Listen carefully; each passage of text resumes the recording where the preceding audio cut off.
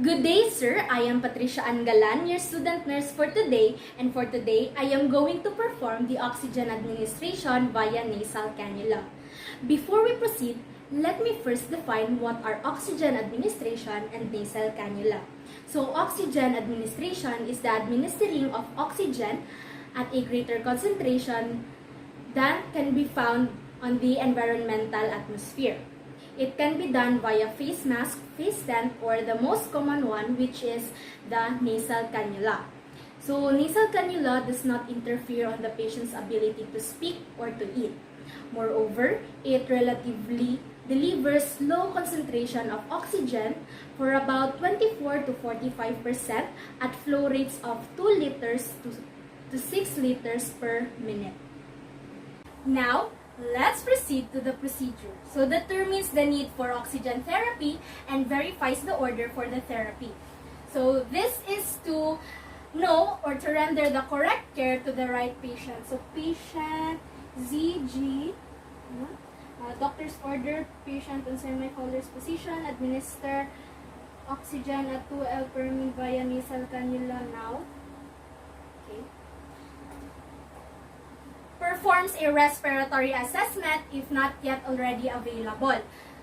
This will serve as your baseline data. So also in the patient's chart, there is dyspnea, RR 24 CPM, BP 150 over 90 BPM, SpO2 92%, pulse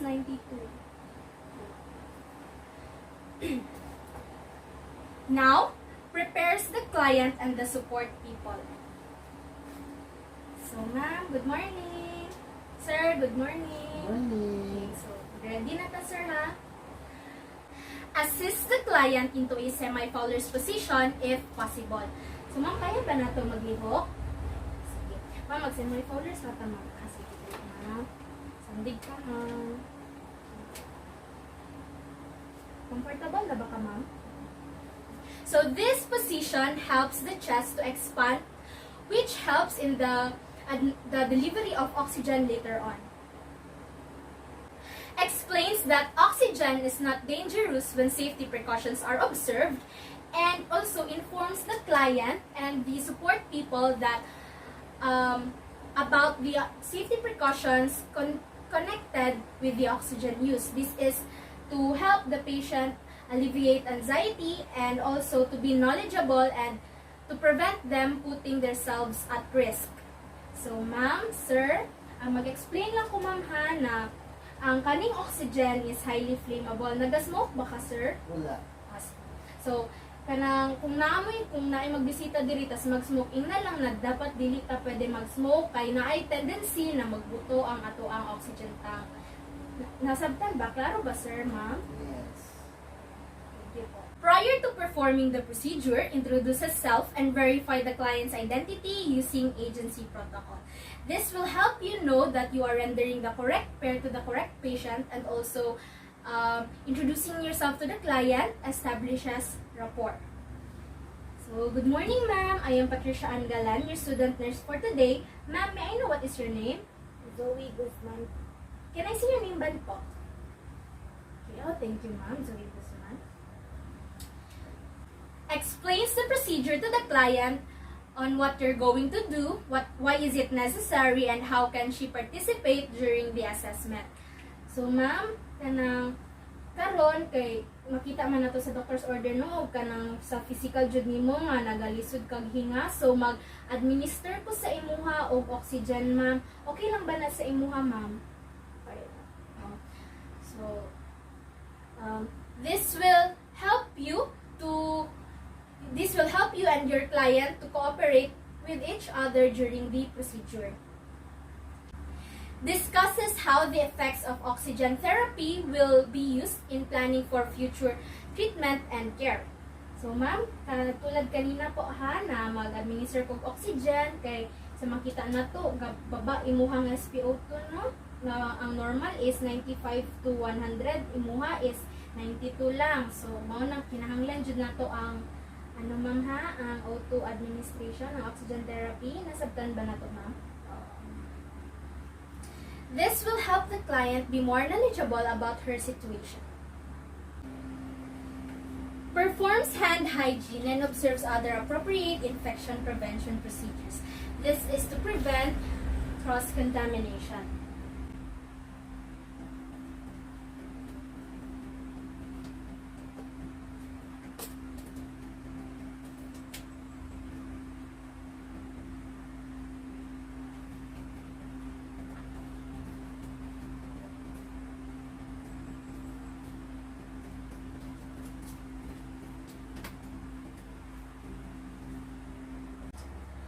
Provides for clients' privacy.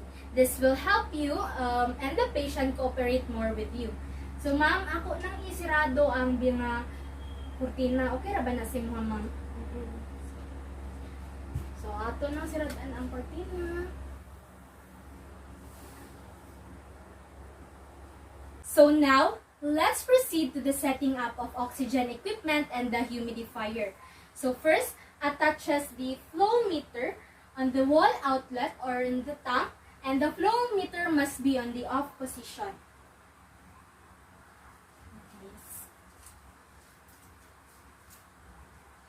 And if needed, fills in the humidifier bottle and attaches the humidifier bottle into the base of the flow meter.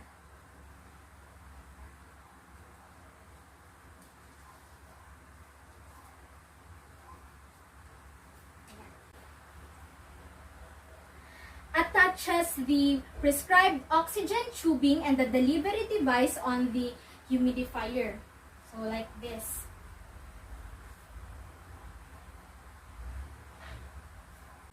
Turns on the prescribed oxygen rate and ensures proper functioning. So, checks if the oxygen is flowing freely through the tubing. So, in checking this, you can listen to the outlet prompts. If there are any air, you can use your cheeks or your skin here. And as I can feel it, there is an air. So, there is an oxygen flowing through the tubing. Then, sets the oxygen at the flow rate ordered. So, then 2 liters per minute. You will see that if on the float ball, your float ball will be your basis on measuring for the flow rate.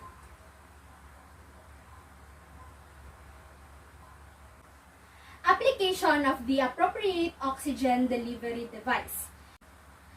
Places the nasal cannula on your client's face with the outlet prongs fitting into the nares and the tubing hooked around your client's ears. So, ma'am, mag-insert na ko cannula, ma'am, ha?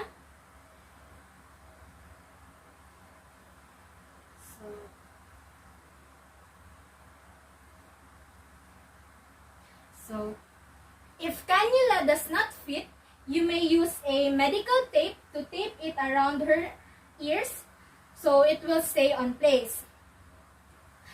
Pads the tubing and band over the ears and the cheekbones as needed. So, this procedure is done in order for the client to prevent any skin irritations. So now, let's proceed to the assessment of the client. Assesses the client's vital signs, level of anxiety, color, and ease of respirations, and provides support to the client since she's still adjusting on the device. So, ma'am, comfortable ba ka karon nga nasal cannula na sa imong ilong? Oh, okay. So, this procedure is done because there are patients that are claustrophobic or that has claustrophobia, which is like afraid of tight spaces. Like as you can see, there are anything going on her face. Moreover, assesses the client every 15 to 30 minutes depending on the situation. Hi ma'am, mag-assess ko balik sa imuha ma'am ha. Kay 30 minutes na naglabay ma'am. Paano ta sa kamot na?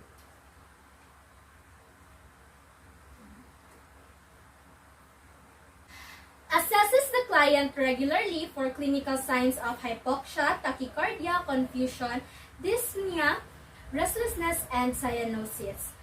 So, ma'am, assess na ko sa imong nails. Okay lang ba? Check na to, ma'am, ha? Okay, nagbalik siya dayon o pagka-pink. Nagalisod pa ba ka ginawa, ma'am? Hindi na kayo. Kabalo ka kung asa ka karon. Nako sa hospital. So as you can see, the patient is aware on her surroundings and her nail beds are well oxygenated.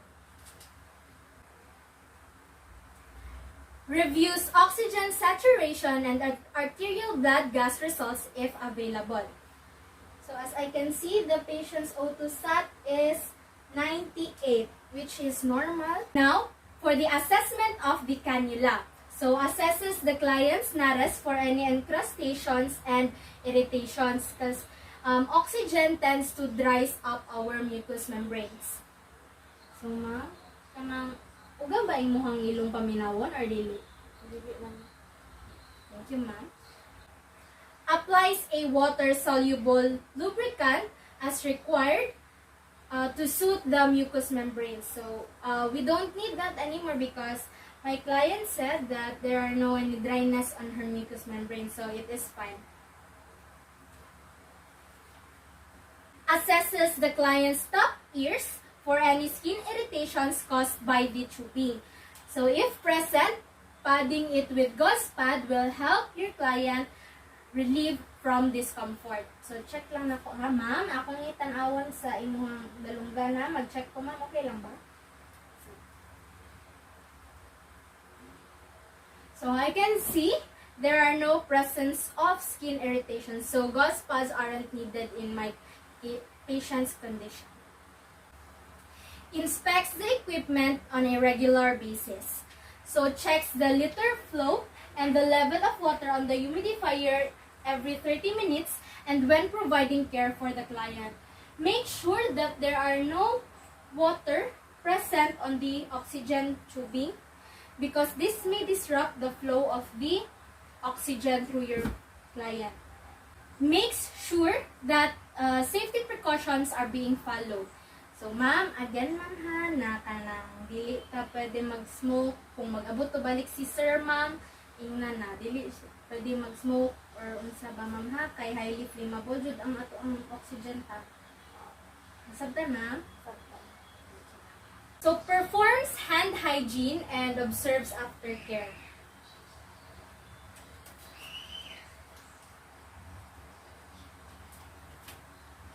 So, discards gloves in the trash bin and performs hand hygiene.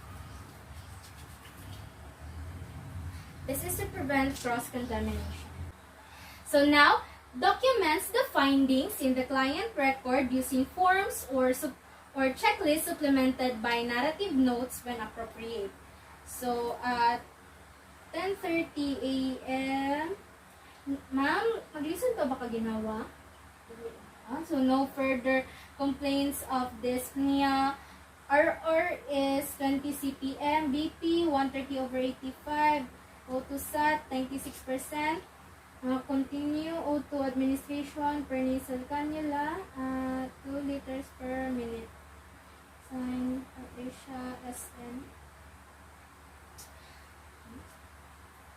So, documentation in the findings will serve as the baseline data for the next healthcare provider.